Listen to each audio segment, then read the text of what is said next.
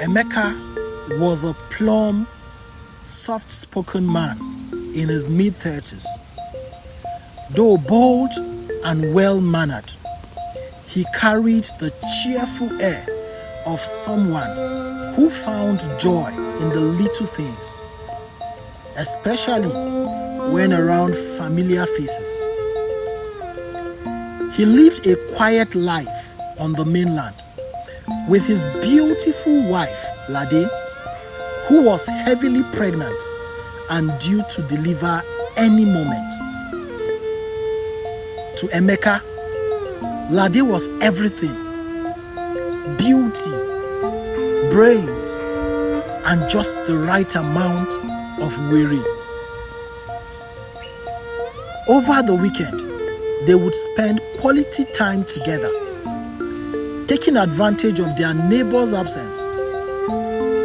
Emeka enjoyed gisting, watching movies, and visiting parks and natural spots, but never the pool or the beach. Yes, you heard that right. Because few years ago, Emeka had a near-death experience that made him develop a lifelong disgust for water. On his birthday, under the scorching sun, he had gone swimming with friends. Though he couldn't swim, a floating balloon gave him false confidence. And then halfway across the pool, it deflated. Panic set in as he thrashed about, gasping for life. Were it not for his friend Mohammed, he might not have lived to tell the story. And so ever since, he avoided large bodies of water like a plague. Since my village people prefer the water, I have chosen to remain terrestrial, he often joked. The only strain in Emeka's otherwise happy marriage was his job. He worked on the island, but lived on the mainland. His long commute meant Lade spent most of her days alone, which became even more difficult as delivery date approached. That fateful morning, Emeka drove off to work like any other day. He arrived on time, only to be summoned by his boss. Just then, his phone rang. It was Lade. Odd, she never called him at that hour. Emeka, my water just broke, she cried, her voice strained with pain. Before he could say a word, his boss barked again, demanding his presence. Emeka tried to explain, but the man wasn't just having it.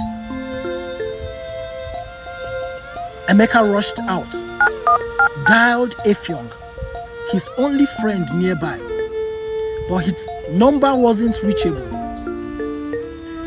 Their neighbor was still away. Emeka was on his own. He dashed to the garage, but his car refused to start. He flung open the bonnet, inspecting the engine with frantic eyes. Still, nothing worked. Sweating and frantic, he ordered a ride. While he waited, he called Lade again. I am coming. Just hold on. The ride arrived. A few minutes into the journey, traffic brought them to a halt. Word quickly spread. An overturned tanker had completely blocked the road. The driver turned to Emeka. Oga, if you won't make am on time, ferry na your best bet to ferry. Emeka nearly choked. The ocean, not today, not ever. But time was ticking. His wife, his Lade, was alone. With trembling resolve, he agreed. He boarded a rickety bus to the jetty. Halfway through, a heated argument broke out between a passenger and the conductor. Words flew, punches followed, and the driver slammed the brakes. Emeka's patience wore thin, and he left the bus and their wahala. Finally, at the dock, he asked for a life jacket. "Double it, abeg," he said, strapping it on tightly. He vowed to shut his eyes the entire ride. The boat lurched into motion. For a moment, his fear erased every thought, even Lade. Just then, the sky rumbled. Thunder cracked. A downpour began. The waves grew restless, tossing the boat like a toy. Emeka clutched his seat, eyes squeezed shut. He could have vomited his entire intestine that day. When they reached the mainland, he stumbled off the boat, soaked and exhausted, got on his knees and thanked God, or rather, his village people, for sparing his life. He then flagged a bike and rode home, looking like a man returning from war.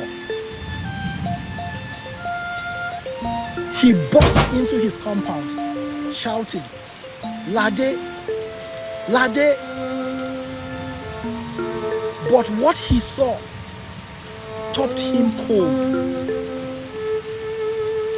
A crowd of familiar faces. Effiong, Tayo, the neighbor, and Lade, amongst others, standing around the dining table with a huge birthday cake. "Happy birthday," they all chorused. Emeka's jaw dropped. Are you people mad? You think this is funny, eh? I almost drowned coming back for my wife, who said she was in labor. And now, you all are shouting happy birthday? Well, thank you. Thank you all for making me jobless. Lade stepped forward, chuckling. Relax, baby. You still have a job.